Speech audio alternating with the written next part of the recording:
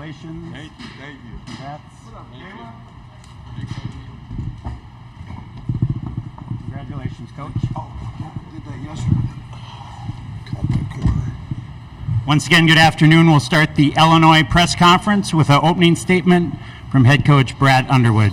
Go ahead, Coach. Yeah, what a great feeling. My hat's off to Wisconsin. Wow, are they good? They'll make a lot of noise. You know, when you're part of something that's really special, and that's this league, when you accomplish something like this, you really appreciate it. You don't take it for granted. This league's very, very good.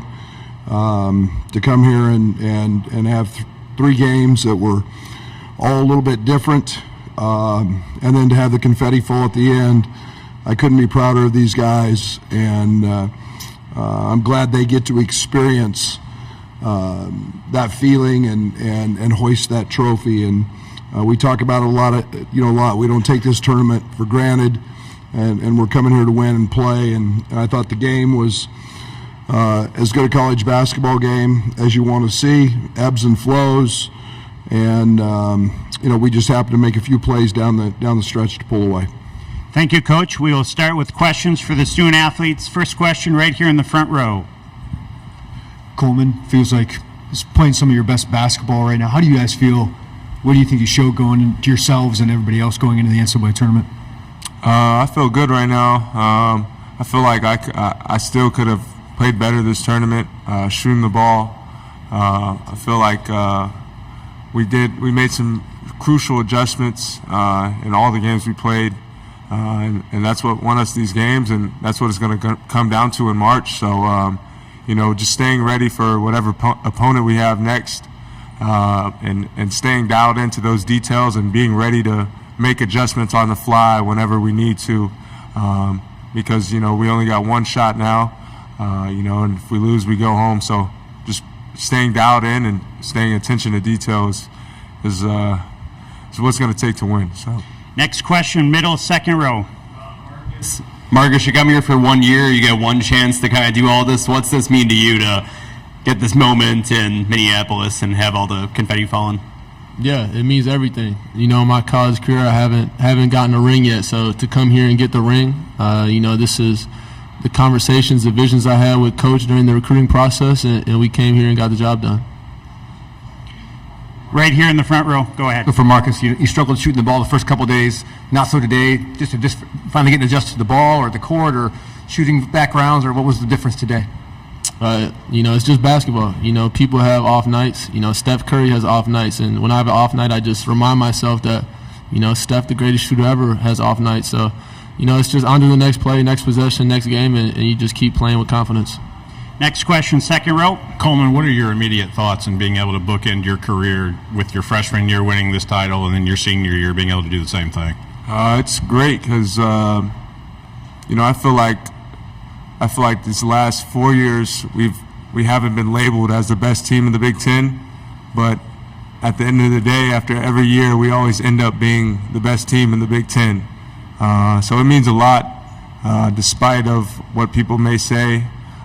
We put a lot of time and effort into trying our best to win, and it means a lot, especially staying here for 4 years and getting this job done tonight. It feels really special. It means more when you stick around and do something for 4 years and you're familiar with everybody on the staff and all the changes that have happened. You've seen so many changes. It just means more. So I'm super proud of everybody.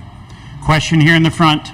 Hi, Maya Flackby with Gopher Hole. Coleman, I saw you signing autographs of the fans. How important is that to you to take time to talk to fans? Yeah, that's really important to me because, they spent their time, their money to come out here and come support us.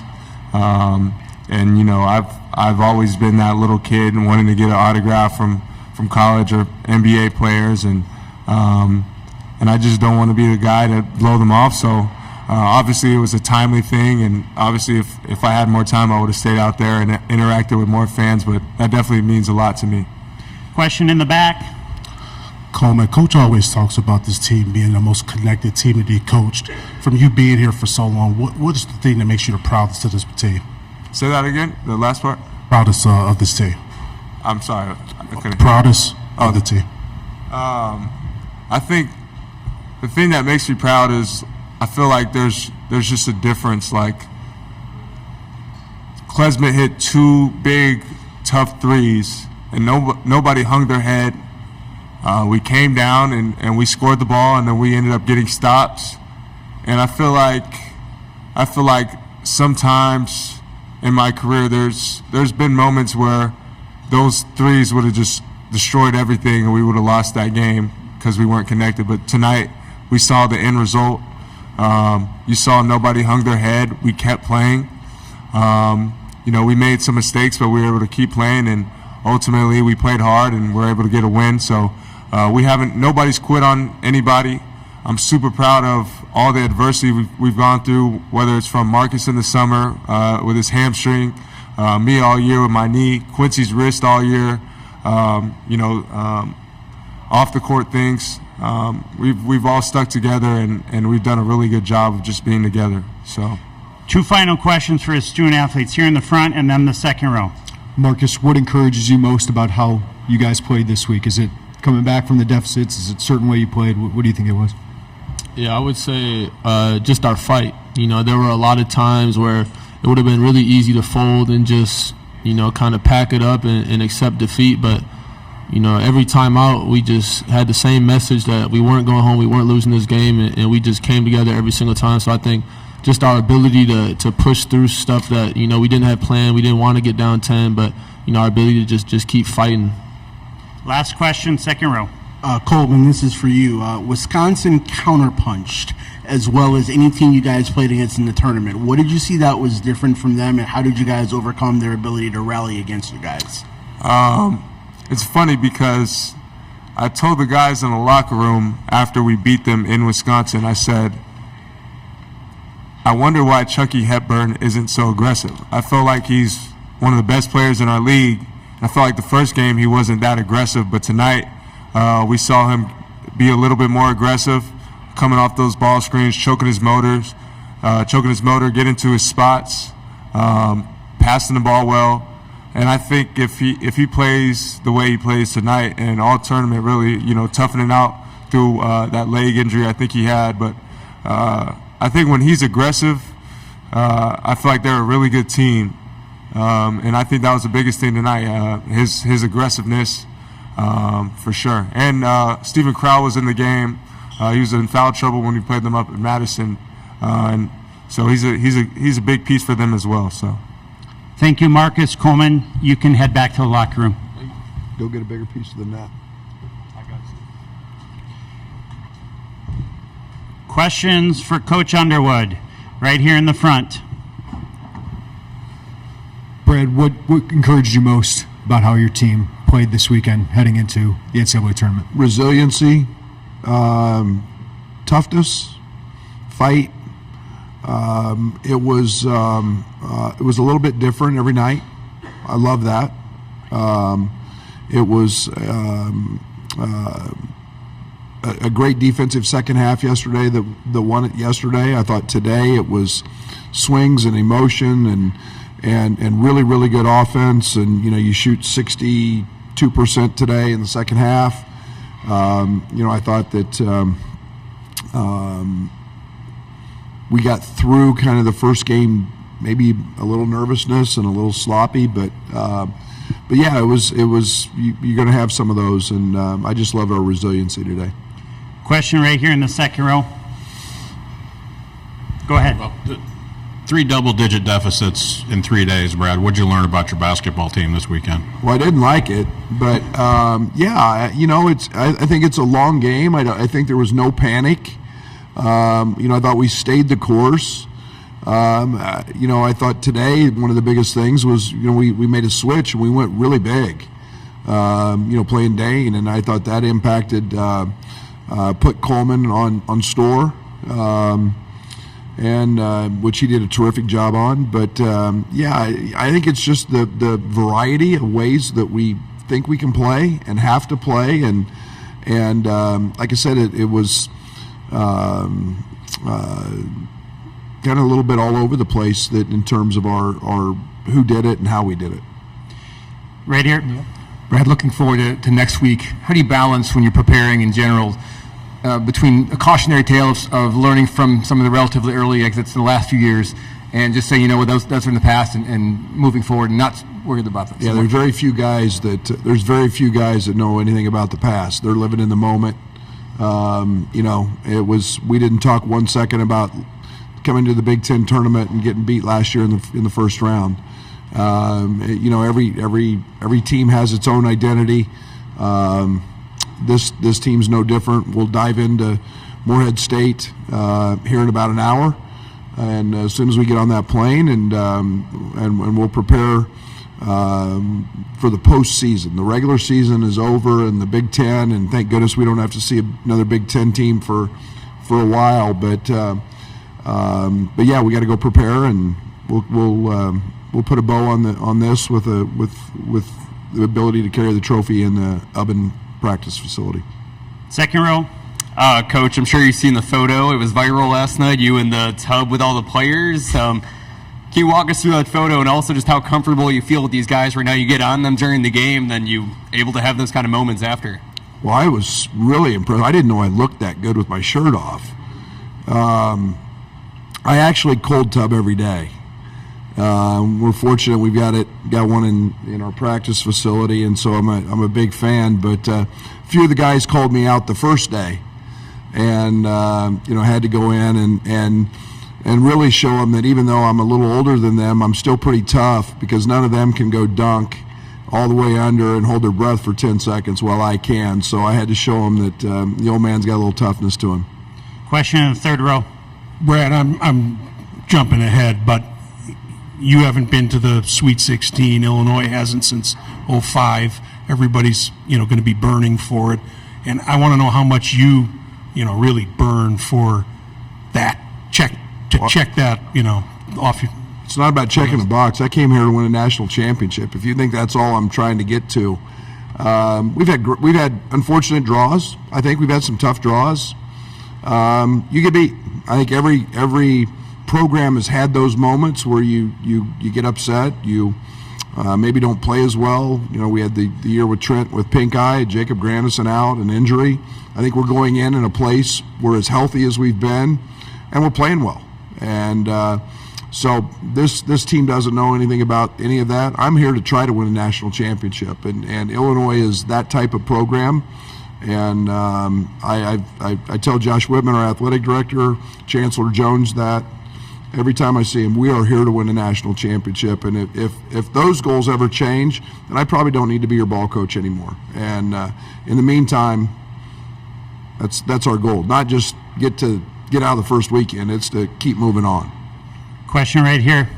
Coach, obviously Terrence and Marcus are your go-to guys offensively. We saw some major bench production offensively this week from Dane and Luke and some others. Just how important is it going to be for those guys coming off the bench to produce moving forward in the tournament, even with Terrence and Marcus still doing their thing? Yeah, it's a nice, Coleman didn't have a great tournament offensively, but he's a guy that had 30 a few games ago. I thought Ty Rogers had an unbelievable tournament. He got in some foul trouble today. Quincy had an unbelievable tournament. I think we've got a lot of weapons, and Justin Harmon's been a consistent double-figure scorer. I thought Draven Gibbs gave us something today. So I like this group. I like the fact that you can push some buttons and play some different lineups and have a little have the ability to be different if we need to be. So I feel good about that. We have time for 3 quick questions right here in the second row. Coach, you mentioned being different. This roster is built with a lot of positional flexibility and guys who can switch a lot on screens and switch defensively. How do you think that helps you prepare and be ready for success at the next level? Yeah, we have our base foundation. We made a change in the second half tonight where we did start switching. For a lot of the game, we wanted to try to keep Terrence on AJ. And then Chucky got going, and we made a switch and put TJ on him, and slid Coleman over. So that helps. We went to a lot of 5-way switching late. That gives us some flexibility, I should say. And but yet we have the ability to keep a really good defender. Yesterday's a great example, keeping Ty on Casey TJ on Casey most of the game. So I like our diversity on that side. Follow up right here in the front. Brad, how do you reflect on cutting nets in the Big Ten 3 out of 4 years? Special. I feel good. I mean, it is so many people, and it's, I say this, coaches win games, administrators win championships, and that's a fact. Come look at our facilities, and it's not about what we do in a moment or what we do in it's a lot of work, it's a lot of years. I say it all the time, it's the best league in the country. Best coaches who have become great friends. Throughout, we compete like hell for 40 minutes, and yet we all get along. Great players, and to be able to do that, in my opinion, it's pretty special. I like the fact that I think that's where Illinois basketball should be, and it's nice to get it there and keep it there. And a lot of hard work, a lot of people behind it, a lot of good players, a lot of great coaches, a lot of administrators and support staff. Final question, third row. Probably best this is last. I'd appreciate an answer. Terrence Shannon Jr., I think 102 points in 3 days, hottest player on the planet, but he's not at the podium after. He's not available in the locker room. As you go forward, the games get bigger, the stage, and if he keeps playing like this, I would assume it's going to become, even more of a complaint from the media. Or are you concerned at all about where this could head? Are you okay with it? To what extent can you kind of speak for Illinois? I'm great. Again, I'm the basketball coach, and a lot of this stuff was put in play by our university, the courts. And I'm not going to consume myself with it. I've got a locker room full of players that I said when he was suspended, I was going to coach the guys in the locker room. He's in the locker room. I'm going to coach him, and it's a very serious matter.